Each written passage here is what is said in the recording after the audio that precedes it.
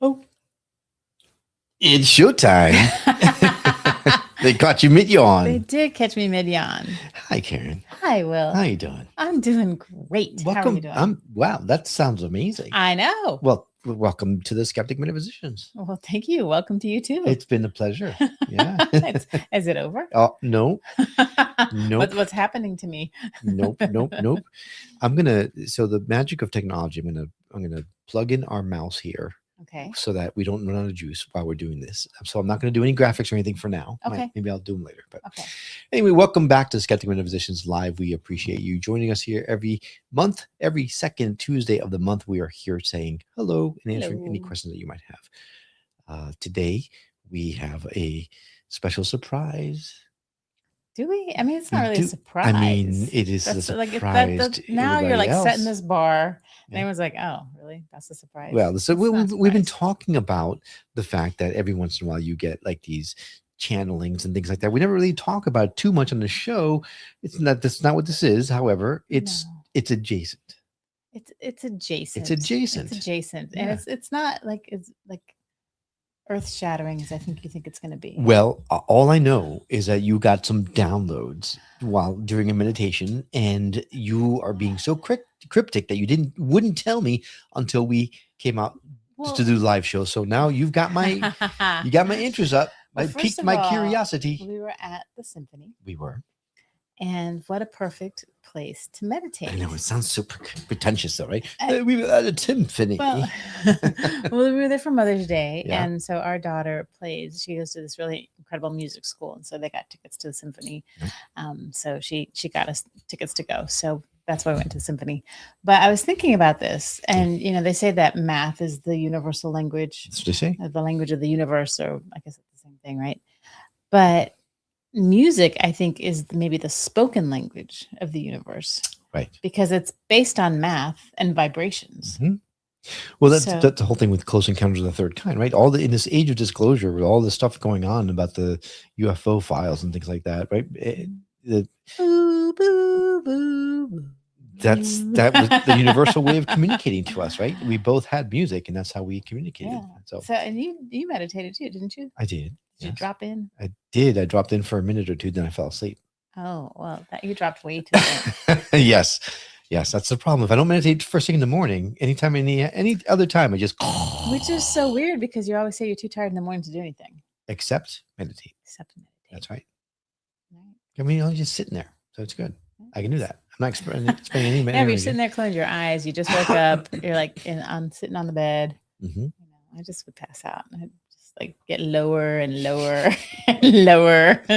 Well, they say when you first wake up is the time where your body, your mind is the most active because it just woke up, and it's like your circadian rhythm tells you it's time to get going, and that's when you have the most apt. You're the most apt not to fall asleep during meditations the first thing in the morning. Oh, not me. I've tried. I have tried. But were you laying down? You can't be laying down. You have to sit up. Oh, that's the problem. You try to lay down, you're gonna fall asleep. If I meditated, if I was laying down, I'd be asleep in a second. Well, I work out now. You do work out. That wakes me up. Yeah, and then I meditate after that. Right. So, anyways, so we're at symphony. And we're like, okay, let's try this. Let's try meditating, because you're in this space with this incredible music playing. And I don't know if you noticed, but you kind of get into the zone, and we're watching all the violins and the violas and the cellos, and their hands all move, and their bows all move exactly the same. Right. And when they were all playing kind of a similar part of a piece, it was like this wave all moving at the same time. It's like a flock of birds. Well, it reminded me more of like a sea anemone, like a living creature, like just one living creature. Cool. That was composed of all of this. It was so cool. So it's like a visual meditation too, in a way. Well, yeah, but then I closed my eyes. Then not so visual then. No, but when I closed my eyes, and just kind of listened to the music and feeling the vibrations, and then all of a sudden, just like I kind of got to an understanding. You know how people, some people, not every people, but some people that have awakenings, it's really difficult for them, and to the point where they almost feel like they're losing their minds because it's so much. And that's basically the download I was getting was it's too much. It's too much to try to understand it now. So don't try to figure it out because it's too much. And it's kind of like, we have the Earth, and then the Earth is in the galaxy, and then the galaxy is in the universe, and then how many universes, right? And it was like that on steroids. It's like our consciousness, connects, and it becomes this like universal, consciousness made up of different points. And then those points just become one point in a larger, and then that point becomes one point in a larger thing, and it just expands infinitely. So it's not possible for us to understand on this level, I don't think, because I think we really would just right. So that makes perfect sense. But I still want to know. I mean, you still want to know. Don't you want to know? I think you can kind of get an idea, but I think if you truly comprehended it, you would never know, because it's infinite. So you can't know the end of something if there's no end. You can't encapsulate it if there's no capsule. Well, there's an easy way to wrap your mind around the fact that you can't wrap your mind around it. All you need to think about is the fact that space apparently is infinite. So what does that mean? How is it possible for something to be infinite? Right. Like, how do you wrap your mind around that? An infinite that is constantly building and increasing. Right. And growing more. But growing into what? What is on the outside of the infinite? That's the thing. You can't. If you try to figure it out, right. You're going to go nuts. That's the thing. And then if you were able to get all that information, then you definitely go nuts, I think. Yeah, that's true. I mean, you hear about people that just get into these frantic, like, And that is my theory. That is why our brains are developed to become a filter. It's specifically so that we don't overwhelm ourselves with the grandeur of it all, because we do have all the answers. We are the answers. We just filter it all out so we can actually cope in this 3D world. Yeah. It's like if our whole collective consciousness was one cell in our body, and then compared our one body to all of the multiple galaxies and universes. So what if we were just one cell in a giant's body? I mean, that's possible. Right. Be a funky looking giant. But... That's true. Kat says, "Don't hurt yourself." Will, thanks, Kat. Yeah, I'm gonna do my best not to hurt myself, although it's easy to do these days. But oh my gosh! But when you think about these kinds of things, it stretches your mind. It really does. Yeah. It really does. And then I was just kind of thinking more and more about music, and music being the language that unites us all. And it's the math, and it's the vibrations put together in certain combinations. You can actually really physically feel it, whether it's like going downtown, you hear the boom, boom, like the bass, or like we felt in the symphony, like you'd hear some of those really high violin bows, and I would like literally feel it go through my body. Yeah. And it's amazing. It's a wonderful feeling. Yeah, no, it is. Absolutely. So was that the one download? I mean, that was it. I told you it wasn't. No, it was that was a big download. No, I just thought you had several. No, it was mainly telling me to stop constantly searching, because I don't really want to find it, or to find out that I can't find it. Right. So it's like live in the information that you have, and then once you get that, once you understand that, then you'll receive more. And then once you understand that, then you'll receive more. But if you're constantly looking ahead, you're never going to really understand what's in front of you, because you're just trying to skip over. You're trying to jump over everything to that next level. I mean, at the end of the day, it goes right to what we've always talked about, the importance of being present in the present moment. So you get, you experience the present moment in its entirety, in its fullness, the most that you can. And then little by little, you'll be given more. And there's so many lessons in the present that we just don't even look at. So many miracles, so many synchronicities. Yeah. So what does that mean for the world that we're living in right now? Because it's not just our bigger reality, but also the world we're living in is a little microcosm of the overall, right? Yes, I think so. And I think, who was it that some astronaut that went to the moon, and you see the memes all over Facebook, everything that we know is a lie. And because we're so small and such a little bit of nothing. I think that was James T. Kirk. I mean, it might have been, because he did do the space thing, right? He did, yeah. But I think that I don't agree with that. No? Because right now, it is the full extent of our experience. Right. So that is something, especially if we are awakening and growing and becoming bigger and more and expanding and increasing. This is something. Well, I think that person was talking about the fact that the competition, the separation, all that stuff, that's a lie. That the fact that we are all just one when you see the world from above, all of a sudden it hits home that, oh my gosh, we're insignificant in the grand scheme of things. Right. But we're, what is we're the not, grand scheme of things? We're not the center of the universe. That's what we're trying. That's what we're always wondering. What is the grand scheme of things? Well, Kat now has a message for you, Karen. Oh boy. She says, you just described peace, Karen. Oh. So, yeah. Nice. I like that. Thank you, Kat. And and he has to read the messages because I don't have my glasses or my contacts on. So it's like, I see some little fuzzy things there popping up from time to time. I'm like, I guess those are comments. And I would say Kat would know because she is a master hypnotist. She is. And you need to see her. She's not a hypnotist. She's a hypnotherapist. Thank you. Yes. Hypnotherapist. And she knows, yes. And she knows exactly how to find peace. She helps us to find peace. Thank you, Kat, for all you do. Yes. By the way, I need to see you very soon. Yes. He needs to find some peace. But she would know. So she would know. Yeah. All right. So back to the topic at hand, the world in the shape that it's in. I know that you know that I've been going through some challenges right now, but that's not what I want to talk about because no one wants to know about that. What I do want to talk about is the distraction that is being thrown out there. And it's something we've wanted to know for a very long time. But now here's something they're giving us little crumbs about, right? Yeah. Look at this UFO here. Look at that UAP here. Look at this possible sighting here. And like, what are you thinking about all this disclosure that's been coming out these days? Oh, I think they're making such a big deal out of it. Are they? Yeah, I think it is what I mean. Obviously, we're not alone. But they have. But like, why? Like, but they haven't. Like, all they've released are videos that are similar to things they've released before. There's not something that says this is an alien. This is what they look like. This is what they're here for. This is why they're here. This is who we've been talking to. Well, what if we don't know?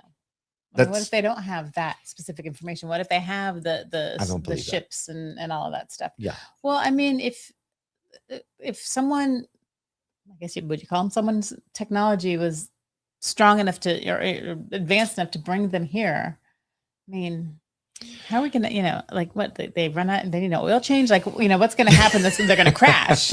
You know what I mean? Well, I think that there's a difference of opinion here because in the 3D world, UFOs or UAPs are the crafts, physical objects, right. Where in our space, we talk to how many people that say it's actually much more than that, and interdimensional, right? And they actually are disclosing themselves individually. So then, to different people, if they are like that, then how would we have any one of them captured? Well, I mean, from what I've heard from whistleblowers or people that are talking about this, apparently things that people from people that know, we apparently do have recovered artifacts and spacecraft or whatever kind of craft and bodies that were recovered from crash sites. So if that is the case, there's got to be some sort of mixture. How would we even know how to preserve those bodies? Who says they're preserved? Well, I mean, unless they're fresh, they're, because you talk about like Roswell, like these things that happened, decades ago. Well, I think you're onto something because my thought. So I read a book a while back called Flatland. It was a fascinating book. It's a fiction, but it was really cool because it talked about the different dimensions. And there's the whole character, the main character lived in a 2-dimensional world. That's why it was called Flatland. But then all of a sudden, somehow, I forgot how, I got to pick up that book again. It was really good. I think a pencil came in or something like that, like a 3-dimensional something, intruded into the 2-dimensional reality that he was living in. And suddenly it opened up this entire new dimension of reality to him. But a reality that he had no idea, he could not wrap his mind around until it presented itself. So if these things are interdimensional beings, how is it possible for something, for us to really, on the 3D way, understand what they are? Or catch one, or Yeah. So Kat now says they aren't going to dump everything on us at once. Most people can't handle it. Who says? Why can't we be? So the people who can't handle it are the people who are maybe super religious and are worried that they are, because that's what they're talking about, right? The fact that maybe these are demons. Yeah, we've been fed this, like the whole like scary aliens, for a long time, right? For a long time. I listened to a podcast that's fascinating. It's called Light, Sound, and Frequency, I believe it is. And it is a podcast that's hosted by two Hollywood producers. Mhm. And the whole concept of the podcast is talking about how disclosure or people in power have used Hollywood to little by little drip information for us for eventual disclosure. I've heard that kind of theory also, but is it like the good aliens or the bad aliens? Out of vibration, Kathy says. So anyway, but they take each one they take a separate show. I see another comment. Give me one second, get to the second, but I'm going to finish my point. They take a different, like each episode is a different movie, and they give the backstory of who approached who, and I mean they produced a show called Dark Skies, and so they were actually approached by the someone was the Secretary of the Navy or something like that, telling them they got these cryptic postcards saying you're too close to the truth. I mean, all this kinds of like really cool, like whoa stuff, right? But all right, let's see. So, howdy, Will and Carrie. Here we go. Focus, life force, energy. Oh boy, do we have a lot to talk about. Howdy, Will and Karen. I'd love to hear your conversations off the podcast, Monica. Yeah, you have. I don't know if people are ready. Talk about people not being ready for that something, right? I mean, that's a whole different type of disclosure. Hi, Monica. It's nice to see you. Thanks for joining us today. And yeah, so love to Focus Life Force Energy, Monica, who works at Focus Life Force Energy. We just had a second interview with them. We're going to talk to you a lot more about this because they've got some really cool stuff that just came out. And we just had a meeting where you dialed it up. I did dial it up, and we got a lot to talk about. Yeah. That's coming up in a future episode. The stuff that they're doing is really cool. If you've not experienced Focus Life Energy, we're going to have the link for you to check out because it's going to give you a free trial and everything. It's going to it is life changing. So definitely stay tuned for that. But back to disclosure. Yes. So do you believe that? I do believe it, yes. So is it like the communion aliens or is it like the Close Encounters? Because those, they didn't seem bad. They were holding the kids' hands at the end. So Communion was written by Whitley Strieber, who was a science fiction author. He actually wrote The Hunger and Wolfen and all these different Hollywood movies, right? And he apparently was hypnotized, and a lot of his memories came out of him being abducted and things like that. When they talk about Whitley Strieber on the show, and they talk about the fact that there could have been a point in time when these beings, Whitley Strieber calls them visitors, doesn't call them aliens, he calls them visitors, were trying to understand us a little bit better, and that's where a lot of that stuff was coming from. But imagine, I saw something from Neil deGrasse Tyson earlier today, where when aliens actually reach out and we make first contact, we're going to have no idea how to communicate with them. I know. To the point of it'll be like Rocky. Well, I love that movie. Oh, I love that book. But even so like granular as, they probably don't shake hands. Right. Who knows if, waving hi to them could be an offensive gesture to them, right? We have no idea. So maybe what they were doing back in Whitley Strieber days, to them is perfectly natural way of saying hi. Wow. And to us, it's super traumatic. Who knows, right? Oh my gosh. That's right? We have no idea. An invasive hi. Maybe they're like dogs and they say hello by sniffing each other's butts, right? Who knows? Nobody knows. It just doesn't seem advanced. Sniffing butts? No, I guess it doesn't. But maybe they don't sniff butts. Maybe they wiggle their ears at you or something. I think actually, I don't think they have ears. At least not in the picture that I saw of Whitley Strieber's book. But apparently, there's multiple types of aliens too. And I always thought about like the scary ones, like Alien, like those movies, and it's like this thing with the teeth, but they're like traveling around on these ships, and they don't really have fingers. So how are they? Oh, the alien dude has fingers. Did you? Oh yeah. But like that could like turn dials and whatever. They got fully flexing fingers. Because some of them don't. I'm like, how do they steer their ship? Unless they do it all mentally, but those ones just want to eat you. So I don't feel like they would be that, Well, they also talk about the fact that there was a misinformation campaign specifically to make us afraid of these things. Because remember, at the end of the day, right? Control is all about fear. And if we fear them, the It's easier to visitors, control. it's a lot easier to control us. And it's a lot easier to control the narrative when they do say hello. Right. Right. So they talk a lot about that on the show, about the fact that it is meant to be a fear campaign. So that, I mean, there's a whole thing, Project Blue Sky, Project Blue Beam, I think it's called, Blue Beam. That's going to be, supposedly it's going to be a false flag operation where they fake an alien invasion. Oh, geez. Yeah, to make us even more afraid of it. It's all out there. If you look it up, look up that project. I think it's Project Moonbeam, Project Blue Beam, something like that. But it's out there. It's all out there. God. Yeah. We have enough to fear already. I know. Without going really further than outside sometimes. I know. Well, wow. Yeah, that's a perfect transition then to the next thing that I want to talk about. Oh, wait, Kat says, I agree with the misinformation campaign. Fear is a fierce weapon that's used daily on us. Yes, daily. I would say even hourly. You can't go on social media right now or on the newscasts. In fact, newscasts, I used to work for a newscast. I cut my teeth in the newscast. I work for one of the largest newscasts in the country. And I can tell you, if it bleeds, it leads mentality is 100% the case. Fear sells. Yeah. Fear sells. So if they can keep us, fear sells, first of all. Second of all, fear keeps us divided and keeps us controlled. So. And now we're being taught to fear each other. Oh, yeah. Oh, yeah, absolutely. So one of the things that I wanted to talk about today, so I'm glad we're making the transition in, and I'd love to continue talking about visitors later on, but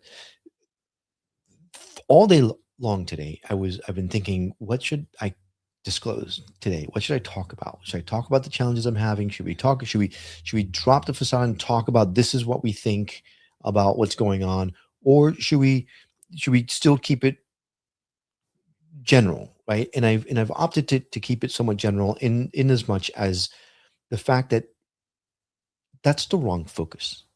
The focus shouldn't be on the outrage. To a certain extent, outrage is perfectly acceptable at a certain point. But the most important thing to focus on is in supporting each other, is in focusing on what we can do. We can't control world events. No. We can't control governments. We can't control disclosure. We can't control any of that stuff. The only thing that we can control is our reaction to all that stuff. And sometimes it's extremely difficult to control that because of all the stimuli that's being thrown at us constantly, bombarded on a daily basis, to Kat's point. So then I started thinking, well, then how do you handle it? I have a thought, but I'm curious to hear what yours says. Well, I'm going to go back to what I always go back to, but love. It's all about love. Right. I was having a really difficult conversation with a loved one last night, and it's kind of almost like the snowball effect for me, like the love. And as I was talking to this person, I'm like, you can't let these things upset you. You are exactly who you're supposed to be. And I started really kind of getting like into that. And it was just like, you are, you're beautiful, you're smart, you're perfect on the inside and out. And I'm like, you are love. And we are all love. And the more I said that, the more like I started to sound like a freak. I'm like, oh my God, and you're love. And but it's true. Yeah, that was right. Like, woo, you're healed now. Right. But it like overwhelmed me. Right. And it's such an intense feeling. And I can't say this like this tremendous joy, because sometimes it is, but sometimes it's just this tremendous fullness. It's like that vibrational energy, that feeling of completion or something. And when we feel that, when we allow ourselves to feel that and allow that feeling to build and build and build, then we can't really focus on things that aren't love. And for me, that's what's going to do it. Yeah. Kat, yes, focusing on what we're hating or not wanting to give more power to that very thing. And yes, Karen, love is all we need. It reminds me of a song. Da, da, da, da, da. Yes, love is all we need. Sometimes, however, love is hard to come by because there's so much fear that's out there. So I would take the love thought even further and say, yes, you have to have love, but you also have to have love surrounding you as well. So in these times when you find things are difficult, for whatever reason, finding solace in a community that all shares their support for you, that shares the love for you, and you can give back the love to them. I think that, even the Bible says, if when two or more are gathered in my name, I am there, right? I being love, I think. So the more that you can be in community, the more that you perhaps might be able to get through some of these hardships. And I absolutely agree with you. And that is a really great way to look at it, a great step to take. But if you can unwrap the layers of the onion, unwrap the ugliness, unwrap the fear, to find that love within yourself, so you're realizing it's there. It's like this orb that surrounds us, that's within us, and you don't have to find it. You're from right. Someone else. You're and right. That's hard. It is easier to go sometimes into a community where that is reflected to you, but you have to learn. We have to learn how to identify it within ourselves and within our surroundings without someone else, because then that someone else can take the love away and you start back in square one. 100%. That I agree with you completely. That is what I strive for. I strive to find that all we need is inside, is within, right? How many gurus have said that across the ages? All you need is within. Sometimes the within is a little rotten. And so you need to find without to help you to find the within. And that's what I'm saying. It's a really good step to take.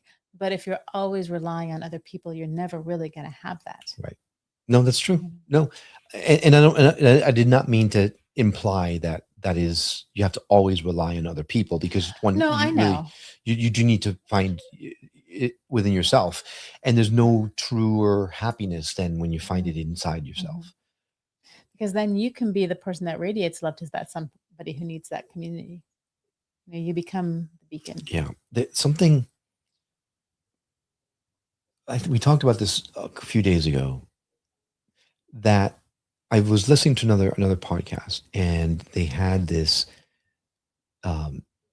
Buddhist Rinpoche on, and Rinpoche is a very wise leader in Buddhism, and he was saying, because the interviewer, it was Kute Blackson, who I love. If you haven't read The Magic of Surrender, I strongly encourage you to read it. It's a beautiful book.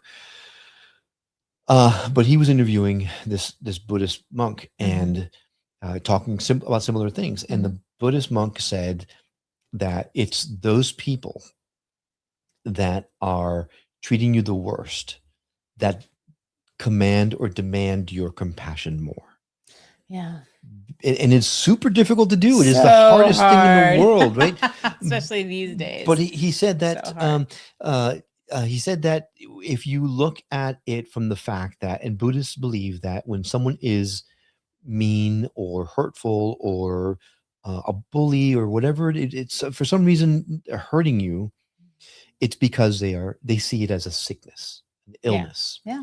And so when you see it from the point of view that they are sick, they need your compassion because they're sick. They can't control it. Right. And that's a different way of looking at it, where you could perhaps diffuse the situation within yourself, because then when you answer with compassion, sometimes it takes them aback. Yeah. And then they drop that behavior sometimes, right? Yeah. But Kat responded, Karen, yes. Why Karen, yes? How about Will, yes? Where's Kat? Come on. Karen, yes, it starts with ourselves first. It's physics. We become the magnet for love. It becomes contagious that way. Yes, you're 100% right. But, I like to be right every once in a while too, Kat. I'm just saying. Just write something. Yeah, no, it is important, super important to find it within yourself. But it is hard. And we've talked about it before, because people have a specific idea of what love is and what love should look like, because we're fed that there are only a few types of love. Relationships between like spouses or parents or siblings or friends. And there's what? No, I'm just, you reminded me of something else. And so when we don't have those, we don't think about other things like the love of the way the water feels when you take a shower, or when you take a bite of pudding. That I love how that feels in my mouth. Those are little tiny nuggets of joy and love that if you can just collect all of those little moments of love, those are type of love, because you're loving the experience of life. Definitely. Speaking of love, Kat says, I love you, Will. You are the dude. Yeah. Thank you, Kat. I appreciate that very much. I appreciate the pandering. But anyway, no, but you're right. It's the reason why I was smiling and as you were talking is because I'm full of resources now. There's another book I just finished. Look at you. I know. You're like a walking library. Robert Monroe, who is the modern out of body experiences, the Monroe Institute, consciousness research. He wrote a second book called Far Journeys. His first book is Journeys Out of the Body. His second book is Far Journeys. I just finished that book. And in the book, he talks about the fact that love is way more than we ever think that it is. And in fact, what we feel love is in the three-dimensional world is not actually love. You can't comprehend it. It's actually a physical act. It's a 3D thing where love in its infinite definition, the actual definition of love, is far beyond our physical capacity for us to understand. I believe it. So love is actually way more than all we need. It is everything that we are. Yeah. Apparently we are pure love, and the pure embodiment, the expression of ourselves, which is what Kurt Blackson says in The Magic of Surrender. The best way to show love to others is to be 100% authentically you at all times. Yeah. Do not hold anything back. And when you try to be someone who you're not, you're essentially rejecting yourself, and you're rejecting love for yourself. And that's, and we do it all the time. We do it so often on a daily basis, right? We hold things back because we don't want to hurt someone, or because I'm afraid what they're going to think about it if I say something like this. So it's hard. Believe me, I'm not denying the fact that it's hard. I'm just saying the stuff now. I don't even care. You hit a certain age as a woman and you're like, that's good. Saying the stuff. That's good. But if I say the stuff, I think I'll be beaten up. So I better just not. Wow. What are you going to say? Well, so I posted, there's some stuff. There's some anger. I posted. Oh, well, I thought you meant like the woo stuff. Well, it is woo stuff, but not woo stuff, but self-righteous stuff or outrageous stuff, I should say, because like the group I joined earlier, a couple of days ago, oh gosh, I don't want to get into too controversial topics, but the fact that people have to have love and respect for everybody else. It doesn't matter what sex they are.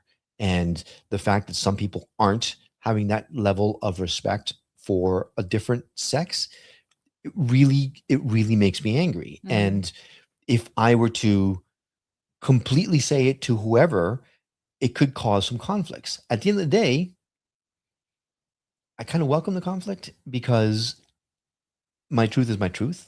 And I'm going to have to say it. But when you're trying to keep the peace, it's difficult to just blurt out like someone right now who's super kind and loving, whatever, but yet has a very strange. So I think we're not going to teach anybody to be more loving by using words. I completely agree. I think it's got to be your actions. It's got to be what you model and what you show. And that's the best you can do, is to show someone what love looks like. Right. Words help and stuff. Some people need some words. Yeah. No, but I know the people you're talking about. Trust me. And telling someone that they're wrong, or that they're not kind, isn't ever going to go well. Right. So rather than do that, what I'm trying to do, what I'm focusing on, is instead turning to the person that is being affected and say, you have someone here in your corner. I'm supporting you, and focus on that side of things versus the other side of things. I'm hoping that will make a difference. That's all we can do. All we can do is try. Yeah. We've meandered all over the place. I know we have. And we were just going to pop on for 10 minutes. Yep. And I feel like it's more than 10 minutes. I can't see because I don't have my glasses on. It's been 34 minutes. Holy, that's a lot more than 10 minutes. 34 minutes. Right. So we started talking about your downloads at the symphony, and how everything is way bigger than we can imagine. So don't try. right? Well, no, I'm not saying don't try, but don't get frustrated if you can't figure it out, because right. it's just going to be even more frustrating. And then if you do figure it out, well, how many times have we said on the show that we started out this path trying to find the answers, and then now find that the joy is actually in the questions. Yeah. Right. So just keep asking questions. Mm-hmm. So Kat has something else to say. Showing up is 80% of life, and compassion goes a long way. Yes, it does, Kat. Mm-hmm. Yeah. And I would say showing up even when you don't want to is what makes a difference. And having compassion for yourself when you flip that guy off in traffic. Because we all do it. Yeah. No, I kind of do it below the dashboard, though, because I don't want the road rage guy to shoot me. Right. So we started with those questions. Mm-hmm. We moved into disclosure. We talked about UFOs and UAPs and what they are and who they might be, all that kind of stuff. And then we've ended with the world and how to find love within yourself so that you can deal with all the stuff that is. The energies are rough. They can be right. Rough, yeah. Energies are rough these days. They are. Kat says double yes, double, triple, quadruple yes, Kat.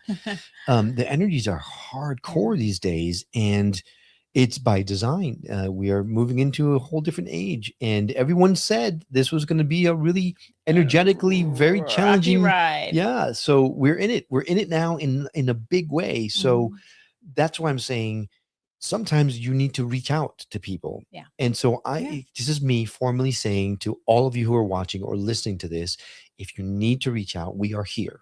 We would love to have you become part of our community.